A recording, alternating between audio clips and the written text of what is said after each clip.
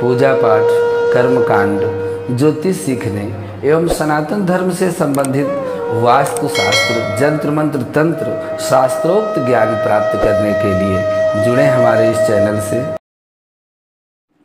नमस्कार मित्रों, स्वागत है ज्योतिष शिक्षा के इस कार्यक्रम में। बहुत समय से हमारे दर्शकों की तरफ से मंगल के मांगलिक होने पर और मांगलिक का क्या परिहार है, इस विषय में बहुत से कमेंट आ रहे हैं।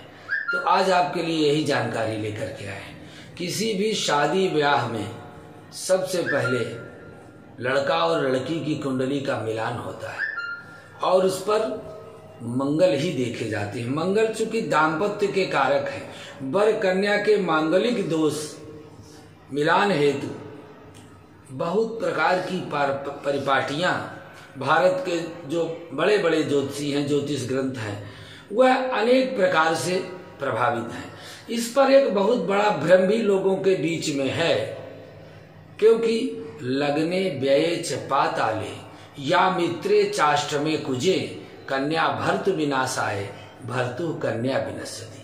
लग्न में चौथे, सातवें, आठवें भाव, 12वें भाव पर यदि मंगल हो तो मांगलिक दोष लड़का और लड़की में आ जाता है। लेकिन यह पूरी तरह से सत्य नहीं है। इनकी परिस्थितियां और स्थितियां अलग अलग बताई गई हैं। आज यही पूरी जानकारी लेकर के आए हैं, जिससे कि आप स्वयं अपनी कुंडली देख करके आप यह देख सकें कि हमारा मंगल कितना अच्छा है, कितना खराब है। क्योंकि मंगल कभी किसी का अमंगल नहीं करते। इस बात को सदैव अपने ध्यान में रखना चाहिए।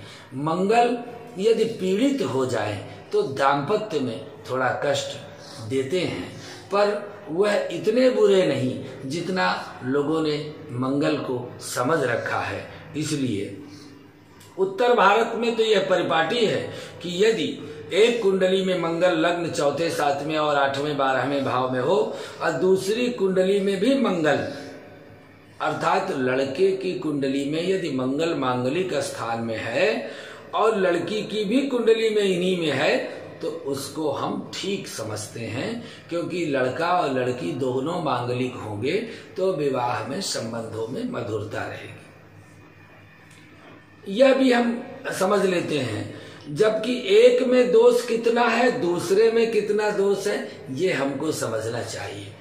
अब लड़की की कुंडली में नीच का मंगल बैठा है और लड़के की कुंडली में उच्च का मंगल बैठा है, तो लड़के को लड़की से परेशानी निश्चित रूप से होगी।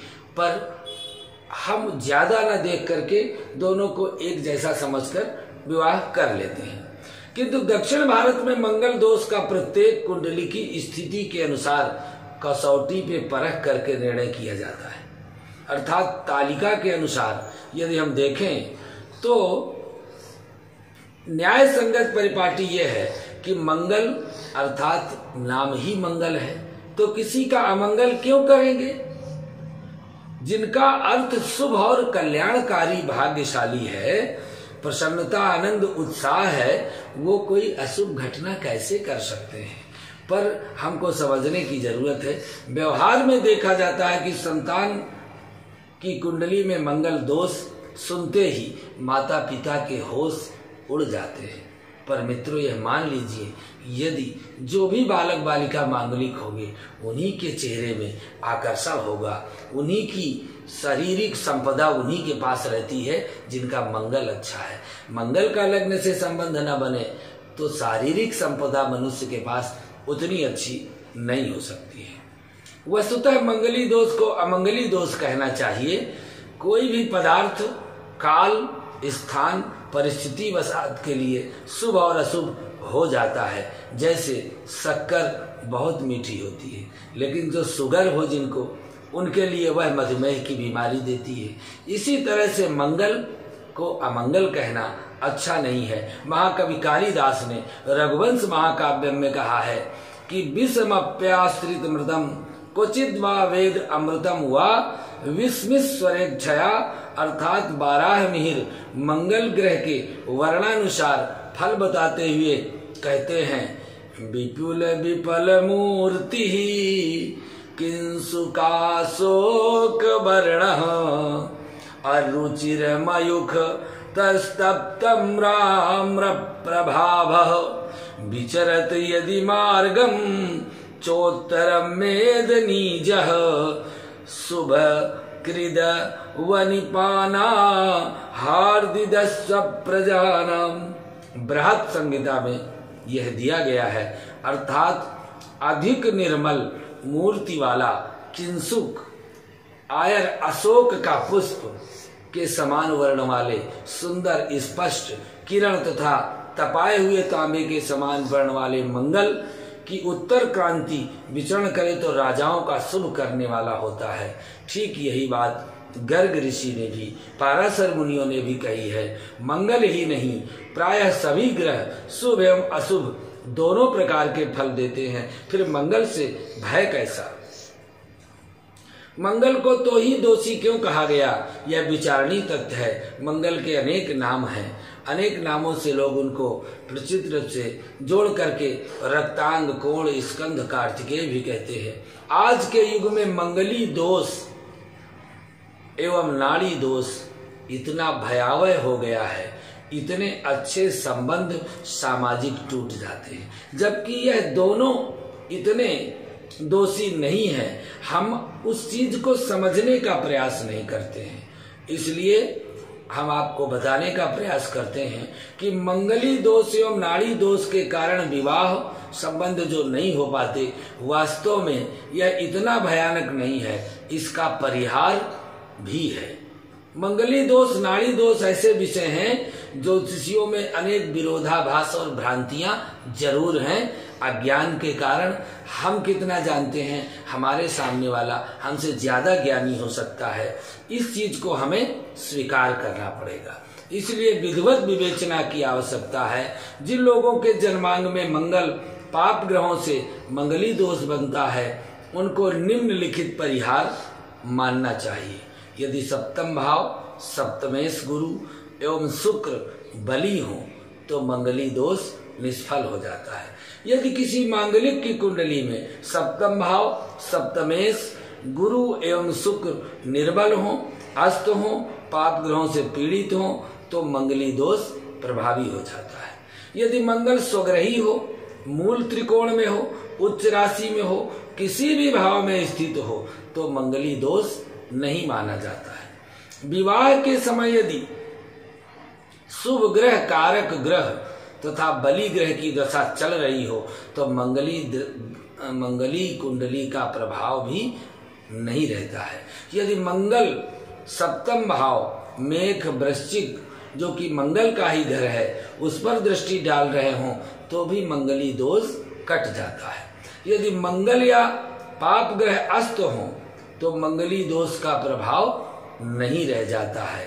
यदि मंगल लग्न आदि भाव में उच्च राशि अथवा नीच राशि के हों तो भी मंगली दोष का प्रभाव कम हो जाता है। वर कन्या की कुंडली में यदि जिस स्थान में मंगल हो उसके दूसरे वर की कुंडली में, कन्या की कुंडली में या कन्या या मंगल हो तो वर की कुंडली में उसी स्थान में शनि हो। या मित्रे च यदा सौरी लग्ने वा हिबुकेथवा अष्टमे द्वादशे चैव भौम दोषो न विद्यते। यदि मांगलिक स्थानों में जहां पर कन्या की कुंडली में मांगलिक है, वर की कुंडली में उन्हीं स्थानों में शनि बैठे हों तो भी मंगल दोष कट जाता है। चंद्रमा गुरु के साथ यदि लग्न में हो तो पाप ग्रह से कहीं भी मंगली दोष समाप्त हो जाता है। चंद्र मंगल योग लग्न में हो। गुरोर लग्ने त्रिकोणे वा लाभस्थाने यदा शनि। गुरु एवं शुक्र के लग्न में होने पर भी मंगली दोष निष्फल हो जाता है। चंद्र मंगल के योग होने पर भी चंद्र और मंगल एक साथ हो तो मंगली नहीं रहती। मंगल राहु होने पर न मंगली मंगल राहु योगे समाप्त हो जाता है। यदि मंगल या अन्य पाप ग्रह अस्त हो, नीच में हो तो प्रभाव कम रहता है। सरल योग अष्टमेश अष्टम में, खष्टेश या द्वादशेश अष्टम स्थान में हो तो मंगल का प्रभाव समाप्त हो जाता है। विमल योग द्वादश में, षष्ठेश या अष्टमेश द्वादश स्थान में मंगली दोष को समाप्त कर देता है। यदि कन्या और वर्ग की कुंडली में मंगल ही एक ही भाव में दोनों के स्थित हों, जैसे कन्या का मंगल अष्टम में, वर्ग का मंगल भी वर्ग की कुंडली में अष्टम में, ये भी दोष समाप्त हो जाता है। अष्टम भाव में गुरु की राशि धनु या मीन हो तो भी मांगलिक दोष को समाप्त करती है। द्वादश भाव में शुक्र की राशि वृष या तुला हो, वहां मंगल स्थित हो तो भी मंगली दोष कट जाता है। सिंह लग्न या कर्क लग्न में दोनों मंगल शुभ कारक होते हैं, हो तो मंगल की अशुभता नष्ट कर देते हैं।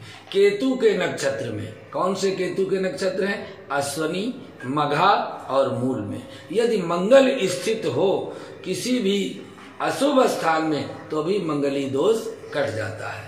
मंगल शैशव अवस्था का हो, वृद्धावस्था का हो, मृत अवस्था का होकर किसी भी अशुभ स्थान में मांगलिक दोष बना रहा हो तो भी कट जाता है। इसी तरह से मंगल पाप ग्रह लग्न व्ययादि किसी भी स्थान में उन्हें गुरु जी देख लें, गुरु की दृष्टि पड़ जाए तो मंगल का मंगली दोष समाप्त हो जाता है। जिसकी कुंडली में लग्न या चंद्रमा 7वें स्थान में हो, शुभ ग्रह या सप्तमेश हो, उसको संतानहीनता, वैधव्यता, विषांगजन्य दोष अपने आप नष्ट हो जाता है।